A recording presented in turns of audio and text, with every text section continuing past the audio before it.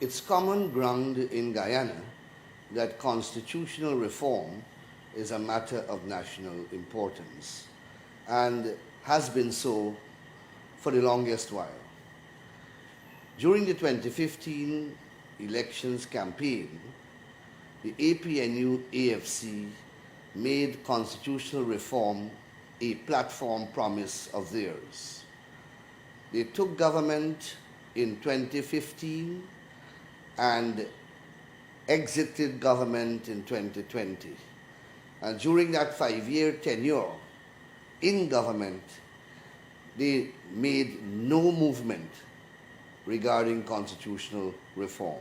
In fact, constitutional reform did not even get off the ground. So they abysmally failed to discharge a fundamental manifesto promise of theirs. During the 2020 elections campaign, all the political parties promised constitutional reform, including the government. We moved to establish the Standing Committee of the National Assembly on Constitutional Reform. And it was commonly agreed that that committee shall be the vehicle that will drive the issue of constitutional reform. That committee has been meeting now close to 2 years or more and have not achieved much. On the 17th of June, 2022, I had cause to speak to the press, in which I lamented the fact that the opposition in the committee was given since 22nd of April to put to the committee, as they requested, their proposals in relation to how we should move forward with constitutional reform. They requested time to do so since the 22nd of April. On the 17th of June, we had a meeting, and I believe one person was present, and that person attended by Zoom. That meeting did not proceed because they were not present. At that meeting, I put on the record of the committee, and I stated publicly what the government's position on constitutional reform going forward was. That we are advocating the establishment of a broad-based constitutional reform commission resembling the commission that was established to do the 1999-2001 constitutional reform. I articulated the constituent ingredients of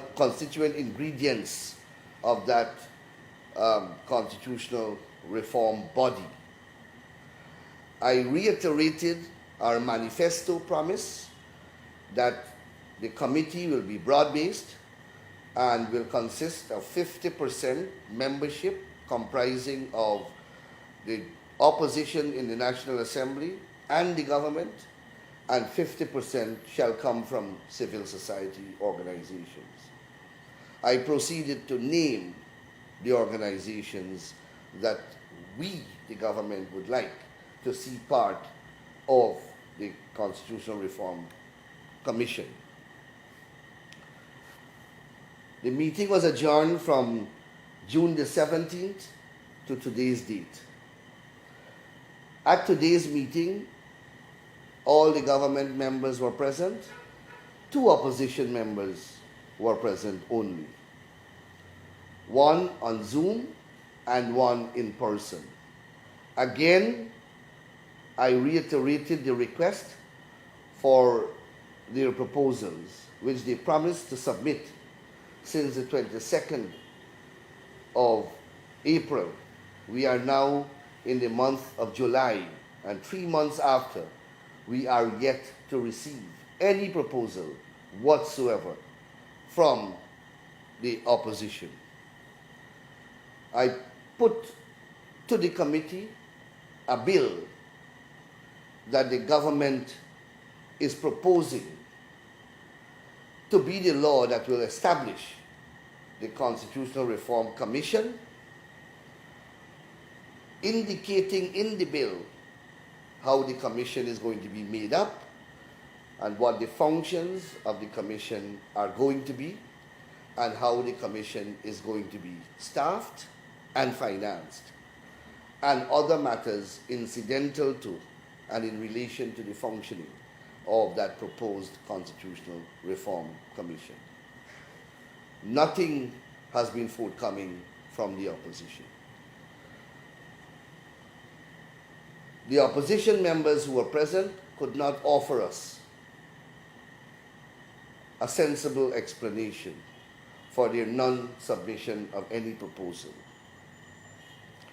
One member claimed that Mr. Norton was unavailable and that affected their ability to put forward a proposal. Another member claimed that she was recently appointed to the commission and she was unaware that there was an outstanding obligation on the part of the opposition to make proposals. I don't know for how long Mr. Norton was unavailable, but this is a matter that has been outstanding since April the 22nd. I have seen Mr. Norton right across the length and breadth of Guyana, including in protest lines along the East Coast and elsewhere. So I don't know how unavailable or available Mr. Norton is and what priority on Mr. Norton's agenda is the issue of constitutional reform. What I do know is that having regard to their public disclosures and public promise and public pronouncement and commitment on the issue of constitutional reform, it ought to be a high priority item on their agenda. That is not being manifested in their output at the commission, at the committee rather.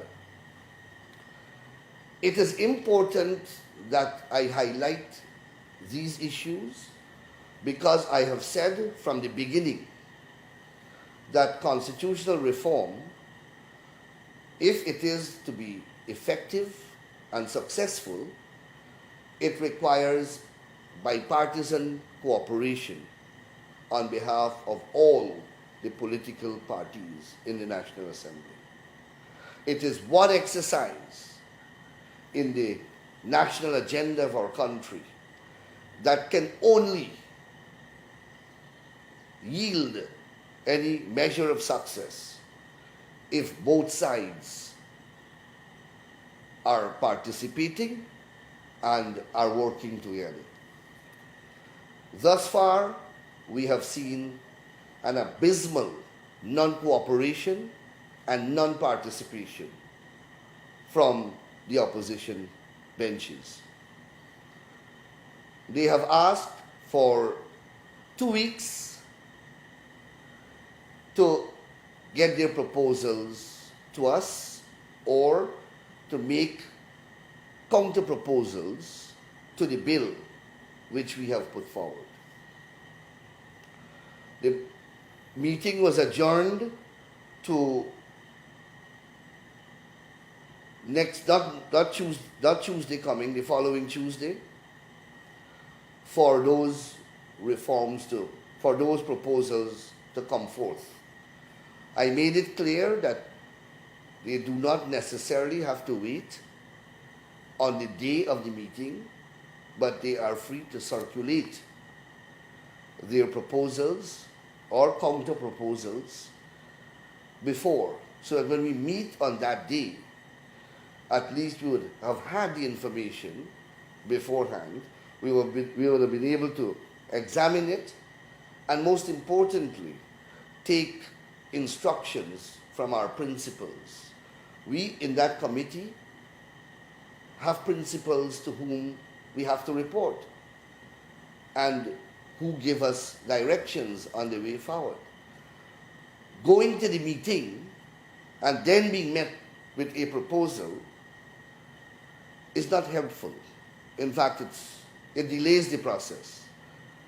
So I am hoping that we will receive these submissions so that we can have at least the bill ready to be laid in the Parliament before the Parliament goes into recess.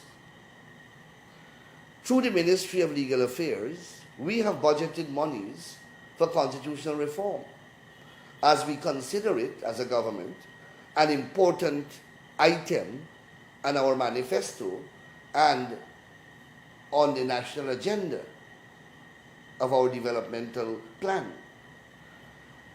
And we are now in the 7th month of the year, and we have not made any substantial progress in moving the process forward. I had promised from the beginning that I will interact with the press and to keep the press informed and by extension the public informed. I know there are many organizations out there, I know that there are many people out there who are clamoring for constitutional reform. I just want them to be updated on the reasons why the process is not moving with the alacrity that we think it should, and they think it should. And I, as chairperson of the committee, and more importantly, the government, will not accept responsibility for the process grinding at this slow pace. We are ready to push the process, and that is what we have been doing, or else we would not have had any progress at all. But as I said, it is of crucial importance that we have bipartisan participation, because this is a process by its very nature that requires the support of all the parties in the National Assembly before anything significant can materialize in the process or from the process. So I just want, as I promise, the population to be updated on a regular basis on the progress or non-progress we are making on the question of constitutional reform, and to proffer a reason why we are moving at the pace at which we are moving. Attorney General, if the opposition does not come up with a proposal or counter-proposal by the given date, what consequences does that have, and what actions will the remaining persons take against them? Well, what we would like to at least conclude is a bill to take to the National Assembly, which bill would seek to establish the Constitutional Reform Commission, its constituent ingredients, its functional responsibilities and mandate, its financial and financing mechanisms, and rules and regulations concerning its operationalization, including its staff, the establishment of a secretariat, and to put in the bill a power in the Commission to retain the services of experts where such expertise is necessary to advise the Commission. At least we would like to get that accomplished before Parliament goes into recess. During that period, I suppose we have sufficient time to discuss and regroup. Speaking for the government side, we will also have to now seriously consider how we are going to move forward. with the recognition that we have an opposition who is obviously not serious in their manifesto and public commitment to constitutional reform, and then chart the way forward. Do we do it unilaterally? Do we try to engage the opposition and prod them and, I suppose, try to appeal to them to come on board? Or we go back to the people and say, what else do you want us to do? Since it cannot be a process driven only by the government because of the very nature of the process. So we will have to do some type of introspection when we reach that stage.